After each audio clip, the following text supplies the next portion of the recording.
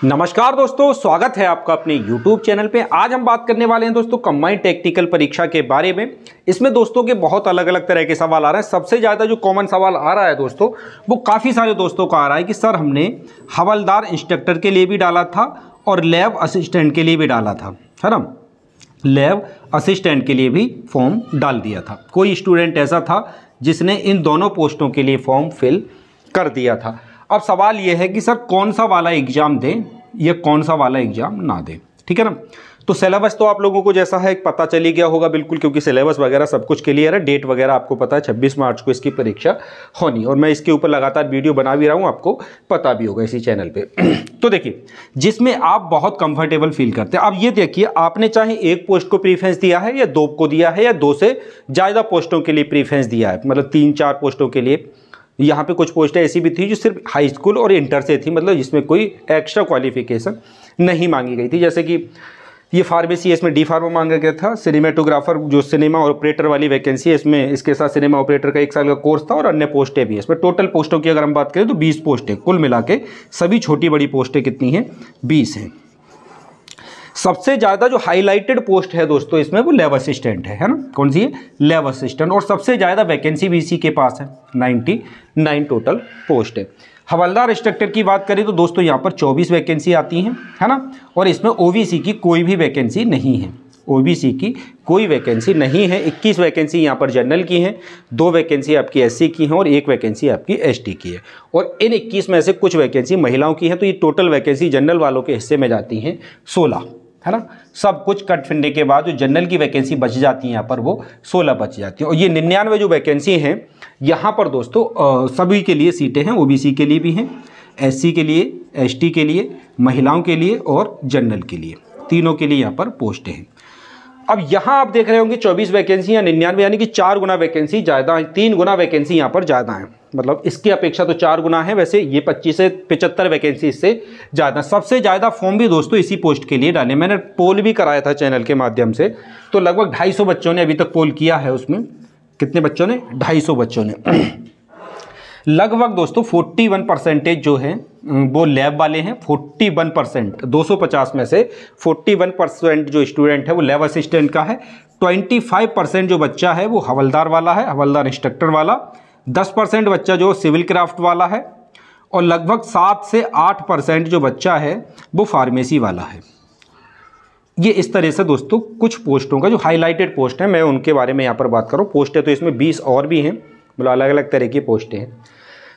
अब देखिए, बहुत सारे द्वंद्व की स्थिति दोस्तों को क्या चल रही है कि सर वैकेंसी इसमें ज़्यादा है तो इसमें हम दे देते हैं, लेकिन सर इसमें बच्चे ज़्यादा हैं, उसमें दे दें तो सर ओबीसी की वैकेंसी नहीं, जनरल में काउंट होंगे ऊपर जाके, लेकिन यहाँ पे फॉर्म कम भरे हुए हैं। तो आप समझने की कोशिश करिए कि इसमें कंपटीशन किस तरीके का, मैं आपको वो समझाने की कोशिश करता हूँ। अब यहाँ पे आप देख रहे हैं कि 25% जो बच्चा है, 25% जो बच्चा है वो किसका है? हवलदार वाला है ना। और यहाँ पे 40% जो बच्चा है वो लैब वाला है। इसमें बच्चा ज़्यादा है, लैब वाले में आप बच्चा देख रहे होंगे कि ज़्यादा है, सर 41% है। तो हम एक काम करते हैं, हवलदार वाले को दे देते हैं, है ना, क्योंकि हमने हवलदार भी फिल किया था, लैब वाले को छोड़ देते हैं। तो मेरे दोस्त आप ये समझने की कोशिश करिएगा कि यहाँ बच्चा कम है तो यहाँ सीटें भी तो कम हैं, यहाँ बच्चा ज़्यादा है तो यहाँ सीटें भी तो ज़्यादा हैं। तो अब आप यहाँ देखिए कि अगर 20,000 बच्चा इस एग्जाम को देने जाता है, हम 20,000 बच्चों की काउंटिंग करके चलते हैं शुरू में कि 20,000 बच्चा लगभग पेपर देने जाएगा। 52-53,000 लगभग फॉर्म डाले गए थे। अब 20,000 का 25% हम निकालें तो कितना आएगा? 5,000 निकल के आएगा। कितना आएगा? 5,000 निकल के आएगा। अगर हम 40% निकालें तो 8,000 निकल के आएगा। कितना निकल के आएगा? 8,000 निकल के आएगा। बिल्कुल क्लियर सी बात है, छोटी सी कैलकुलेशन आप समझ पा रहे होंगे। यहाँ पे कितनी वैकेंसी थी? 99। यहाँ पे कितनी वैकेंसी थी? 24, है ना। सॉरी, यहाँ पे 24 हैं और यहाँ पे 99 हैं। अब आप 99 से 8,000 को डिवाइड करके देखिए, एक सीट पे कितना आ रहा है? 24 को 5,000 से डिवाइड करके देखिएगी तो कंपटीशन आप ओवरऑल देखेंगे तो कंपटीशन फिर भी हवलदार वाले में ही ज़्यादा बच जाता है, ठीक है ना। यहाँ बच्चा ज़्यादा है, मतलब कहने का ये समझ के चलिए कि अगर 20,000 बच्चा एग्जाम देने जा रहा है तो 10,000 बच्चा लैब वाला है। 10,000 बच्चा कौन सा है? लैब वाला है। 5,000 इसमें हो जाएगा हवलदार वाला, और बाकी जो 5,000 बच्चा वो एक्स्ट्रा पोस्टें जो भी बच गई उनके लिए। कंपटीशन बाकी पोस्टों पे ज़्यादा बहुत कम है, मतलब हवलदार, फार्मेसी, और इंस्ट्रक्टर वाली पोस्ट को हटा लिया जाए। मतलब ये तीनों 50% में हैं, ये तीनों वैकेंसी जो हैं वो 50% में, हवलदार, लैब और ये फार्मेसी, है ना, ये तीनों 50% में। इन तीनों के लिए इतना बच्चा है, बाकी जो 17 पोस्टें बची उनके लिए सिर्फ 50% बच्चा है। तो समझ गए ना मैं आपको क्या समझाना चाह रहा हूँ। अब आप ये समझ गए होंगे कि कंपटीशन कहाँ ज़्यादा है कहाँ कम है।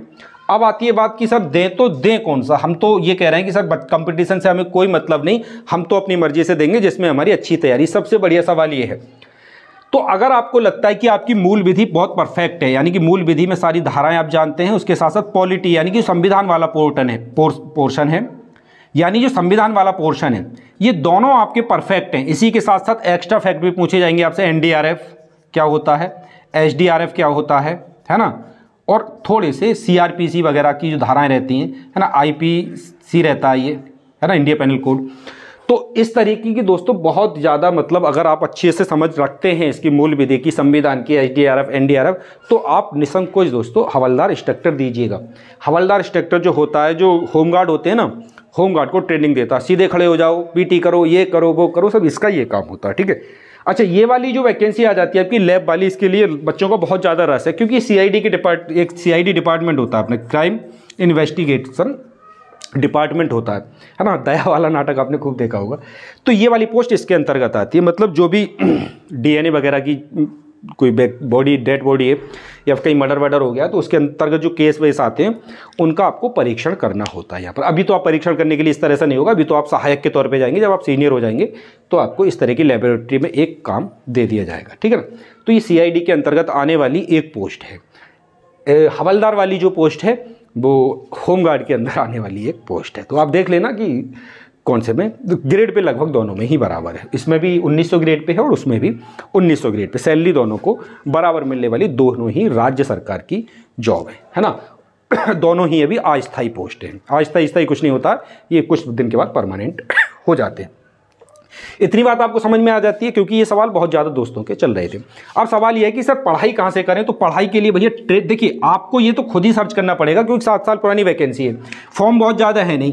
कोई भी यूट्यूबर आपके लिए सीरियस तो है ना कि आपके लिए भैया कोर्स डिजाइन करे, फिर उसके लिए सेल आउट करे। समय भी नहीं है इतना कि कोर्स बनाया जाए फिर आपको दिया जाए, है ना, और बच्चे भी ज़्यादा नहीं है। तो तीनों ही चीज़ें अनुकूल हैं, मतलब प्रतिकूल हैं आप लोगों के। तो आप किसी यूट्यूबर से कोई उम्मीद ना रखें कि कोर्स आएगा, ना किसी पब्लिकेशन से कोई उम्मीद रखें कि कोई बुक आएगी। साइंस का मटेरियल जहाँ से आपको मिलता है वहाँ से पढ़ लें, मूल विधि संविधान का जहाँ से मिलता है वहाँ से पढ़ लें, फार्मेसी का जहाँ से मिल रहा है पढ़ें, सिविल का जहाँ से मिल रहा है पढ़ें, जहाँ से जिसका मिल रहा है ट्रेड वाइज वो भैया तुम्हें ये खुद ही सर्च करना पड़ेगा।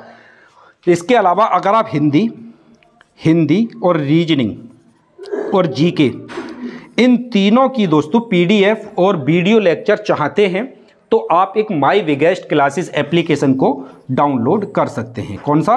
माई बिगेस्ट क्लासेस, ठीक है ना। आपके मतलब कि जो चीज़ें हों वो यहाँ से आप ले लें और उनकी तैयारी अच्छे से करते रहें। बात क्लियर हो जाती है बिल्कुल। अच्छे से तैयारी करें दोस्तों। यहाँ पे आपको हिंदी की पूरी क्लासें जो मैंने खुद पढ़ाई हैं, रीजनिंग की क्लासें एक सर हैं उन्होंने पढ़ाई हैं, जीके के पीडीएफ नोट्स मिल जाएंगे, यूपी जीके वगैरह सब कुछ मिल जाएगा। ट्रेड वाइज आपको अभी यहाँ पर कुछ नहीं मिलने वाला है। तो अगर आप इंटरेस्टेड हैं तो इस एप्लीकेशन पे जा करके चेकआउट करें, एक बार चेक कर लें। अगर आपके काम की कोई चीज़ मिले तो ले लेना, और ना मिले तो जयराम जी की। बात क्लियर हो जाती है। तो आशा करते हैं दोस्तों आपको जानकारी अच्छी लगी होगी। तैयारी अच्छे से करते रहिएगा।